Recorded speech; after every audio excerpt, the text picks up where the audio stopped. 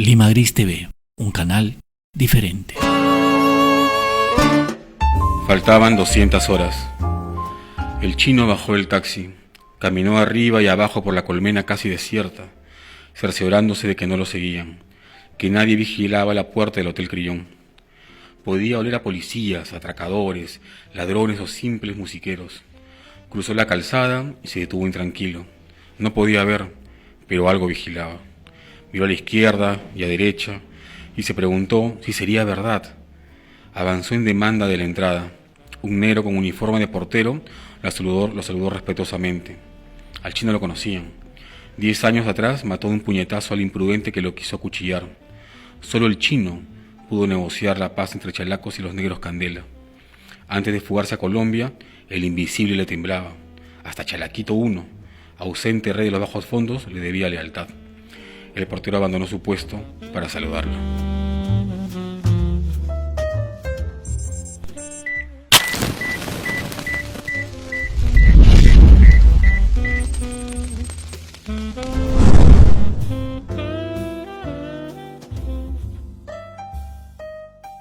Buenas noches, ¿qué tal? Mi nombre es Gabriel Rimachi Cialer. Hace muchos años tuve la oportunidad de conocer y trabajar para Guillermo Sondayk. Guillermo Sondayk es un referente ineludible de la historia del periodismo en el Perú y fue además uno de los personajes vitales del periodismo nacional. Su precoz gran inteligencia y habilidad lo llevó a fundar varios diarios en el Perú, Correo, La República, a ser director de otros medios, estuvo en la prensa escrita, en la televisión, en la radio.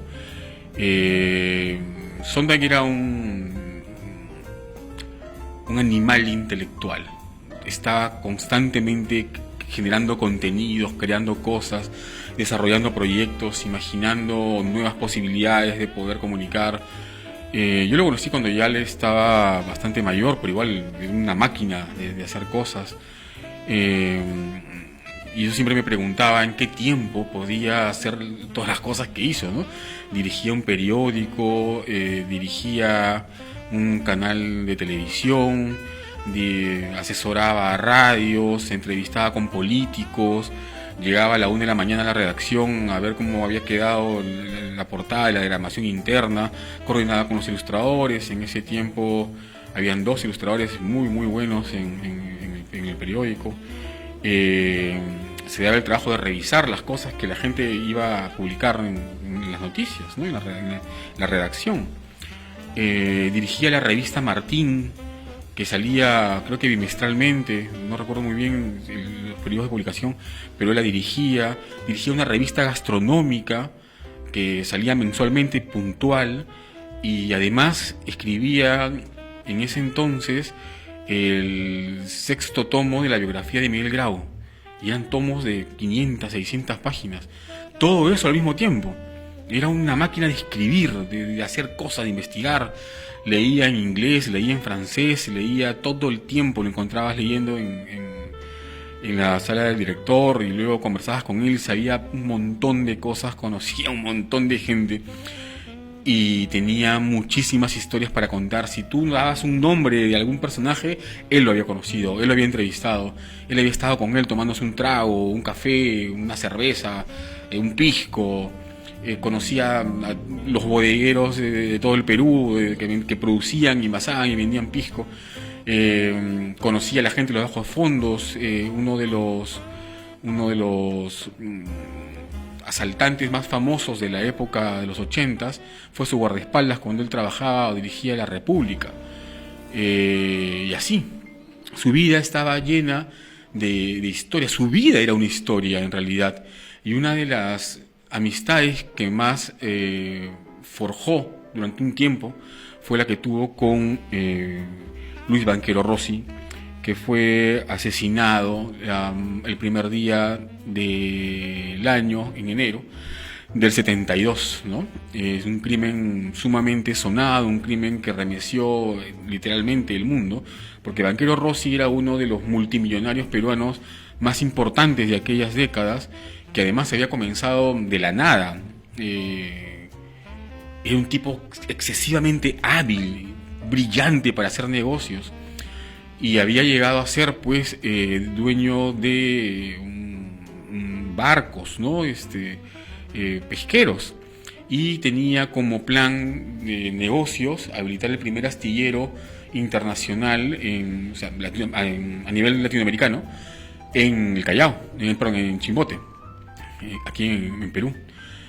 Y ya pues su fortuna era extraordinaria, fabulosa era su fortuna. Era un hombre que medía casi 1,90 m, era experto en cinturón negro, en karate, hacía deporte, y supuestamente lo asesinó un jardinero que medía 1,55 m, ¿no? A él, que estaba con una chica, su secretaria, se apellidaba Cesarego. Fue un escándalo que remeció pues todo el ambiente político, económico. Banchero Rossi estaba muy metido en política, muy metido en negocios a nivel internacional. Su misma fortuna, su mismo roce hacía que él fuera un personaje importante, gravitante en la economía del Perú. Gracias a él, por ejemplo, es que el Perú se posicionó como el primer productor pesquero de anchoveta, y fue la época dorada del Perú, ¿no? Donde la gente, nuestros abuelos decían que en ese entonces América Latina ahorraba en soles peruanos, porque a ese punto había llegado la telaraña empresarial sólida, ¿no? De Luis Banchero Rossi, que tenía además de esos infinidades de otros negocios. Su muerte nunca produjo muchas hipótesis, ¿no? de por qué lo asesinaron, ¿no?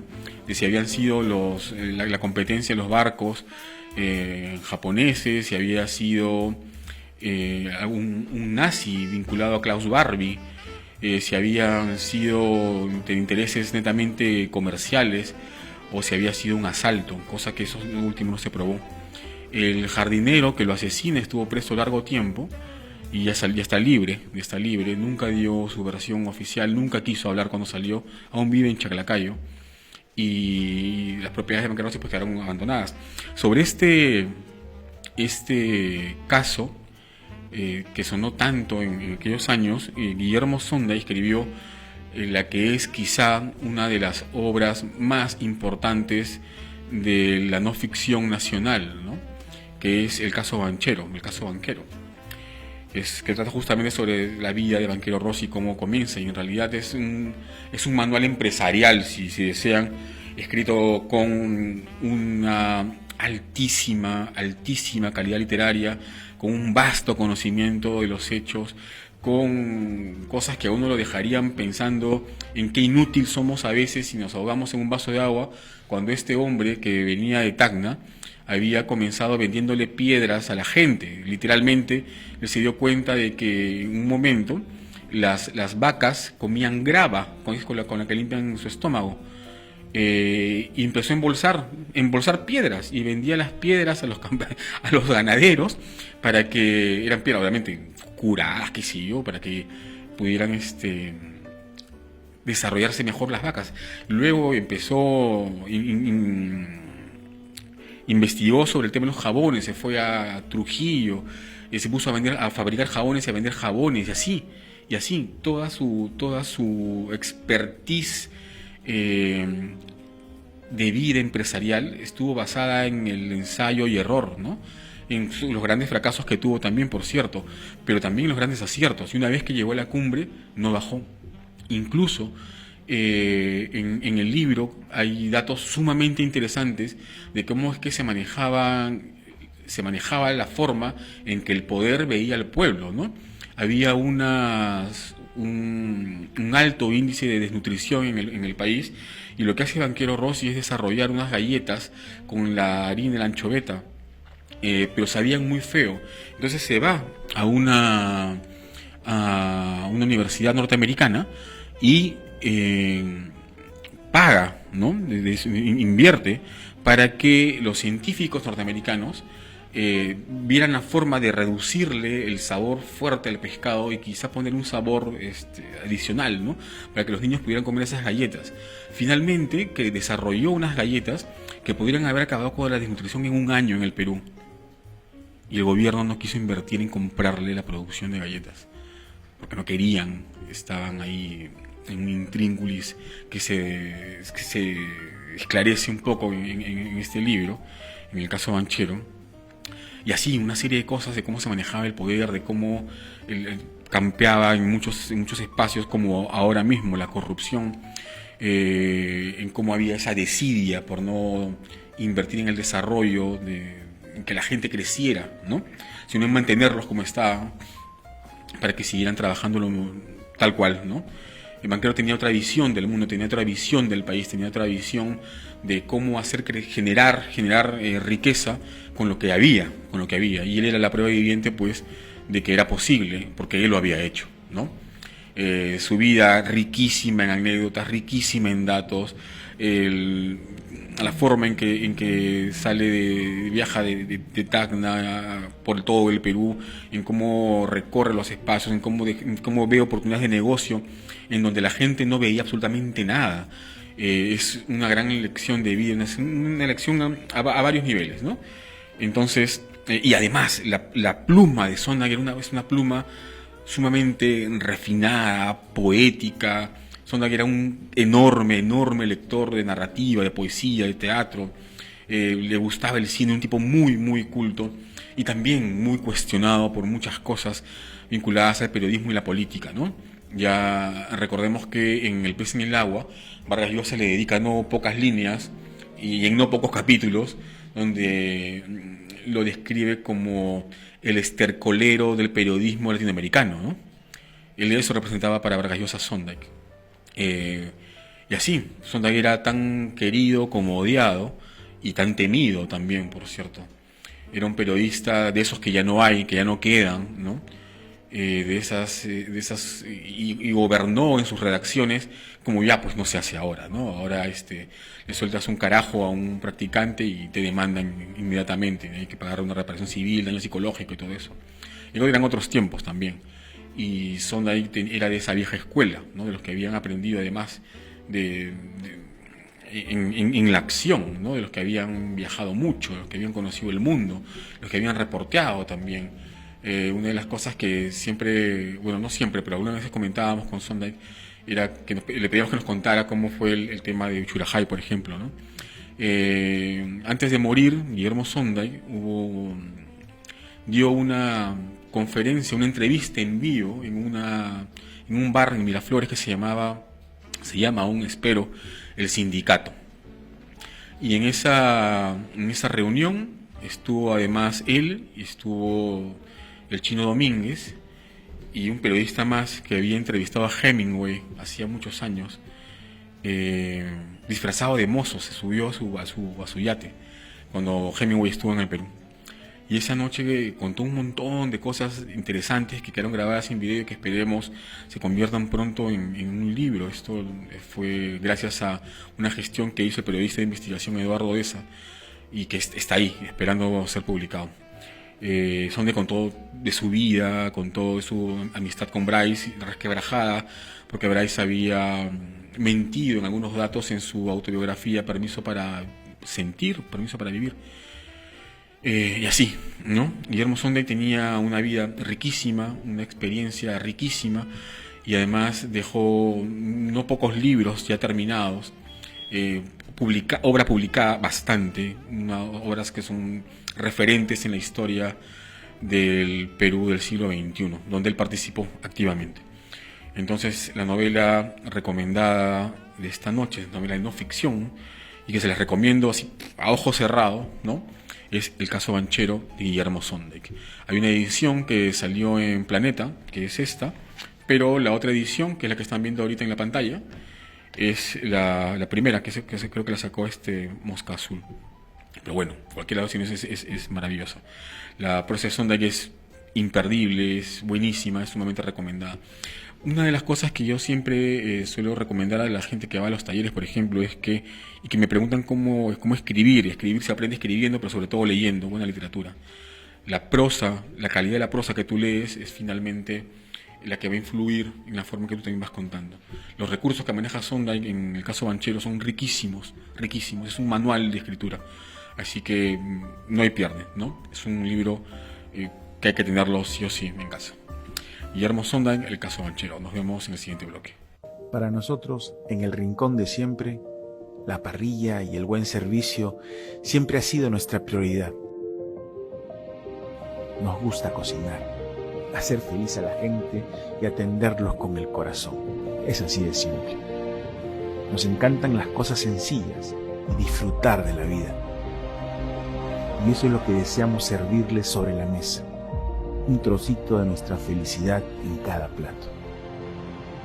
Nos ha tocado vivir a todos momentos muy difíciles, pero en la vida, como en la cocina, hay que ser valientes. Y eso a veces es mirar de dónde vienes y no tanto a dónde vas. Recuerden que siempre serán bienvenidos a este rincón, donde podrás compartir, reírte y celebrar con las personas que más quieres. Siempre serán bienvenidos en el rincón de siempre.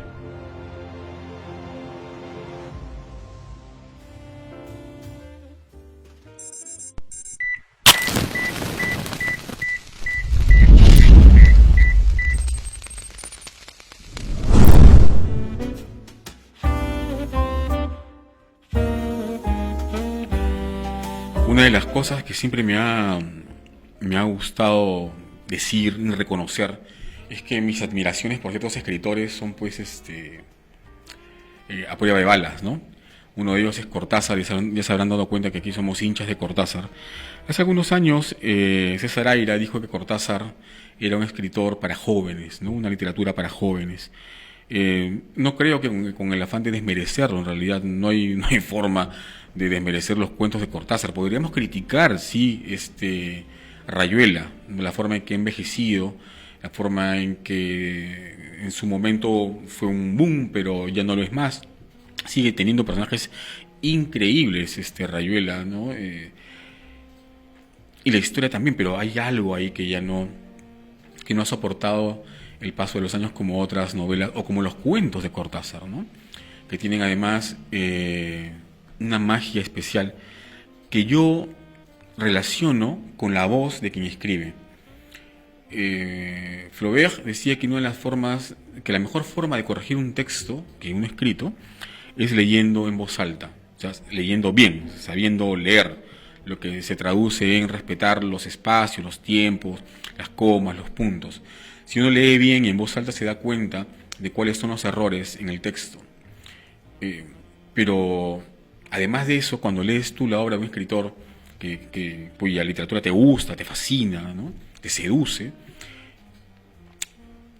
raro es el autor cuya voz es tan hipnótica como sus historias. No pasa con García Márquez, por ejemplo, ¿no? Que tiene cuentos maravillosos, pero cuando son leídos por él, algo no cuadra ahí, ¿no? Su voz no pega con... Pasa lo mismo con los poetas, ¿no? No todos los poetas son declamadores, no todos los poetas tienen voz tampoco para leer su propia poesía. Y sin embargo, hay un puente emocional entre sus palabras y el tono en que dicen, y el tono en que las nombran, es mágico, ¿no? Creo que esa es una de las cosas que extraño de estos tiempos pandémicos, ¿no? No es lo mismo, repito por enésima vez, escuchar a los poetas en un video, ¿no? Es valioso, sí, por cierto, claro, pero y además en el video está su voz también, pero hay una cosa que existe en la presencia física del poeta. No sé si es porque también yo soy un espécimen del Jurásico, ¿no? Pero sí me gustaría que vuelvan esos tiempos, ¿no? Que ya se acabe esta pandemia del diablo y podamos otra vez volver a reunirnos todos, como escribió Vallejo en La Cena Miserable, ¿no? Pero que no sea miserable, sino que sea una fiesta de reencuentro. Pues bien, uno de los cuentos de Cortázar que me gusta muchísimo se titula Continuidad en los parques, y es un cuento cuya estructura plantea un juego interesante y de reflexión para el lector. Es una historia dentro de una historia, es una historia que se sale de la historia. Es la historia de un hombre leyendo una novela en un sillón de terciopelo verde. Pero antes de contársela yo con toda la emoción que le suelo poner a las cosas que me gustan mucho, yo preferiría en todo caso que nos la cuente el propio Cortázar. Así que vamos a escuchar Continuidad de los Parques en la voz de su autor. Había empezado a leer la novela unos días antes. La abandonó por negocios urgentes, volvió a abrirla cuando regresaba en tren a la finca. Se dejaba interesar lentamente por la trama, por el dibujo de los personajes. Esa tarde, después de escribir una carta a su apoderado y discutir con el mayordomo una cuestión de aparcerías, volvió al libro en la tranquilidad del estudio que miraba hacia el Parque de los Robles. Arrellanado en su sillón favorito, de espaldas a la puerta que lo hubiera molestado como una irritante posibilidad de intrusiones, dejó que su mano izquierda acariciara una y otra vez el terciopelo verde y se puso a leer los últimos capítulos. Su memoria retenía sin esfuerzo los nombres y las imágenes de los protagonistas. La ilusión novelesca lo ganó casi enseguida. Gozaba del placer casi perverso de irse desgajando línea a línea de lo que los rodeaba y sentir a la vez que su cabeza descansaba cómodamente en el terciopelo del alto respaldo, que los cigarrillos seguían al alcance de la mano, que más allá de los ventanales danzaba el aire del atardecer bajo los robles. Palabra a palabra, absorbido por la sórdida disyuntiva de los héroes, dejándose ir hacia las imágenes que se concertaban y adquirían color y movimiento, fue testigo del último encuentro en la cabaña del monte. Primero entraba la mujer recelosa, ahora llegaba el amante, lastimada la cara por el chicotazo de una rama. Admirablemente restañaba ella la sangre con sus besos, pero él rechazaba las caricias. No había venido para repetir las ceremonias de una pasión secreta, protegida por un mundo de hojas secas y senderos furtivos. El puñal se entibiaba contra su pecho y debajo latía la libertad agazapada. Un diálogo anhelante corría por las páginas como un arroyo de serpientes y se sentía que todo estaba decidido desde siempre, hasta esas caricias que enredaban el cuerpo del amante como queriendo retenerlo y disuadirlo, dibujaban abominablemente la figura de otro cuerpo que era necesario destruir. Nada había sido olvidado, coartadas, azares, posibles errores. A partir de esa hora, cada instante tenía su empleo minuciosamente atribuido. El doble repaso despiadado se interrumpía apenas para que una mano acariciara una mejilla. Empezaba a anochecer. Sin mirarse ya, atados rígidamente a la tarea que los esperaba, se separaron en la puerta de la cabaña. Ella debía seguir por la senda que iba al norte. Desde la senda opuesta, él se volvió un instante para verla correr con el pelo suelto. Corrió a su vez parapetándose en los árboles y los setos hasta distinguir en la bruma malva del crepúsculo la alameda que llevaba a la casa. Los perros no debían ladrar y no ladraron. El mayordomo no estaría a esa hora y no estaba. Subió los 3 peldaños del porche y entró. Desde la sangre galopando en sus oídos le llegaban las palabras de la mujer. Primero una sala azul, después una galería, una escalera alfombrada. En lo alto 2 puertas. Nadie en la primera habitación, nadie en la segunda. La puerta del salón y entonces el puñal en la mano, la luz de los ventanales, el alto respaldo de un sillón de terciopelo verde, la cabeza del hombre en el sillón leyendo una novela. La voz de Cortázar sigue siendo hasta ahora una de esas voces seductoras que te leen la historia y agachando las cejas, ¿no? Es de esas voces que te terminan envolviendo, y si ya los cuentos de Cortázar son geniales y te atrapan, oírlos en su voz es un regalo que nos permite la tecnología en estos tiempos.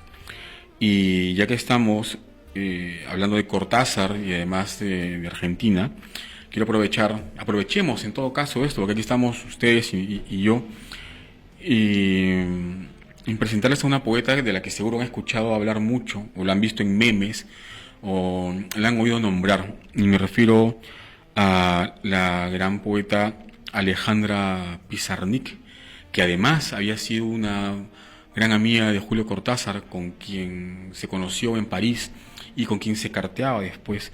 Alejandra Pizarnik es una de las poetas referentes de la poesía latinoamericana. Tenía algunos problemas de depresión, sufría de depresión, y a los 36 años, el 25 de septiembre del 72,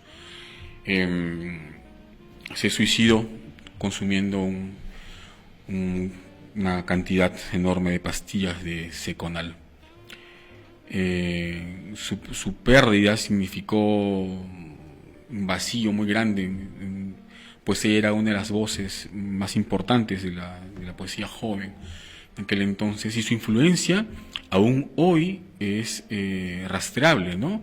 Incluso en poetas jóvenes, poetas nuevos, en las nuevas voces de la poesía, para ya estandarizar el género. Y tiene pues aún mucho que dar, una pena. Sin embargo, hemos tenido la suerte de poder encontrar un registro de su voz, así que vamos a escuchar la voz de Alejandra Pizarnik leyendo uno de sus propios poemas. El escriba ha desaparecido. Señalo el sitio vacío donde los muertos se divierten. La noche penetrando y el glande inflado de tinta penetrando hacen el mismo ruido que la muerte penetrando. Asisto a su duración en lo instantáneo, silencio desorbitado. Su fiesta en lo opaco, en lo pleno, en lo plano. La atención lleva un blanco en la frente, lleva una capa negra de lirones despiertos. Es la época en que la muerte entra en mudo mi cuerpo. Yo me impongo en tu muerte, yo guarezco tu muda.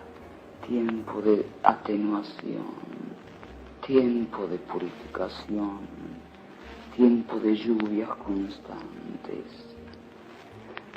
Lo insensible vibra, lo insensible soporta la noche, brota flores en mitad de la noche, en mitad de la página, sobre la panza de la muerte. La orfandad lleva un blanco en la frente. El poema se abre. Esa es tu fuerza. La orfandad es fascinada, comandada subida a la barca invadida, hundida de muertos. Yo en la prosa de tu libro, en el barco de los muertos, entre volúmenes huecos mi cuerpo grafía a otro páramo, descargando letras, huesos, huecos. El poema se abre. Esa es tu fuerza. El poema toma contacto, se desliza con brazos extendidos por las dos orillas. Esa es tu fuerza. Me hablabas de una trampa del lenguaje. El poema se abre. Saltan tus muertos, clowns, danzas, interferencia de danzas, palincesto de danzas en lo oscuro. La oscuridad polarizada y danzas como las danzas de las abejas invariables te atraen como sus movimientos minuciosos para extenuar un lugar, para desocultar otro lugar, para fingir, invadir, para informar, danzas, voces tácitas, didactismos, espacios acopiados, sismos. Estos muertos son niños, señalando las palabras. Estos muertos son niños. Y esa fue pues la voz temblorosa, pero no por débil, sino hay una magia en los poetas que saben leer su propia poesía, ¿no? Cómo juegan con los temblores de la voz, cómo juegan con estirar las palabras, cómo juegan con la fuerza que ellos saben que tienen las palabras que han empleado para escribir su poema. Este poema de Pizarnik es ¿no? Te deja así temblando. Pero es una de las grandes poetas latinoamericanas. En el próximo programa, que va a ser el martes, vamos a comentar este librito que nos acaban de enviar los amigos de Planeta y que vamos a sortearlo. Son los cuentos de Bram Stoker, que ahí lo pueden ver. Así que esténse atentos. El martes voy a comentar un par de cuentos bien interesantes aquí, como El invitado de Drácula o La casa del juez, por ejemplo. Cuentos así espeluznantes, la narrativa y terror de Bram Stoker. Y bueno, antes de despedirme, quiero invitarlos como siempre a que nos sigan en nuestras redes sociales. Estamos en Instagram, en Facebook y en YouTube. Nada, nos vemos el próximo martes y recuerden, nos vemos con Bram Stoker. Lean El caso Banchero de Guillermo Sonda y búsquenlo, es un librazo, no tiene pierde. Y ya, Cortázar, pues hay que leerlo de vez en cuando, ¿no? Uno termina descubriendo siempre, sorprendiéndose del poder de las buenas historias y de toda la fuerza que tiene la palabra. Si no hayan escuchado a Julio Cortázar nunca en su propia voz, me imagino que estarán emocionados. Espero que estén emocionados porque es un regalo de la tecnología. Lo mismo con Pizarnik, ¿no? Este programa está dedicado a ellos y a la memoria de Guillermo Sonda. Nos vemos en el próximo programa. Chao.